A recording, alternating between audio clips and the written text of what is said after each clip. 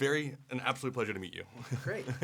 This film is wildly creative and original, and we don't good. get that nowadays really much anymore. And I've heard you say kind of before, to you, what's more challenging, doing something this original and creative, or maintaining a franchise that's already been established? I think they both have their own challenges.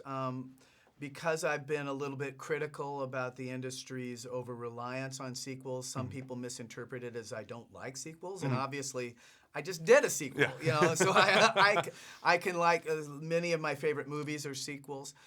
They have their own challenges. On Mission Impossible, it was people know what it is, but how do you play with it? And one of the things that made me want to do that movie was the fact that they said you can play with it.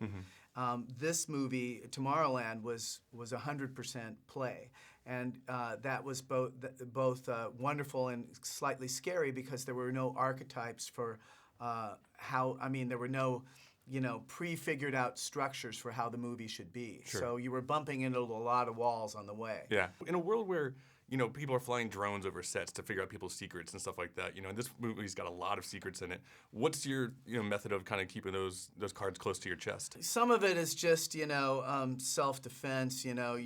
They do these things where they print the scripts on red paper, which make them impossible to read. Okay.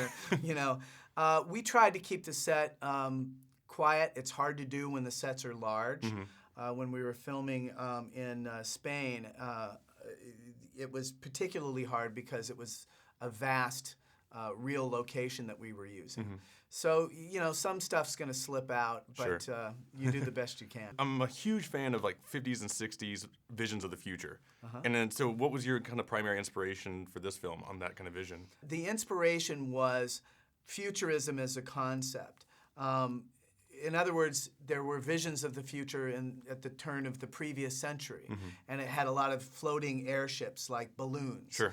Then it became larger, massive buildings in the 20s, and then, so there is always a vision of the future, and there are some common elements to it, but the vision is always changing. So we wanted to make a city that felt like any city where you have stuff from different periods of time coexisting, but this was different futures coexisting. What is your favorite ride at Disneyland and why? Myself, I love Pirates of the Caribbean, and it goes back to when I was a little kid and I could not figure out how you could approach this building, enter a building, and somehow be suddenly in the middle of a water battle in an ocean. It's like, that's in this building? I mean, it was a largish building, but it wasn't so large that it could contain a whole world. Sure. How did that happen? And my mind just reeled with it. And no matter how many times I went on the ride, I couldn't figure out the secret. It was just one of those things that only got more magical the more times I went through it. That's Disneyland. That is Disneyland. Thank you so much. It was a pleasure meeting you.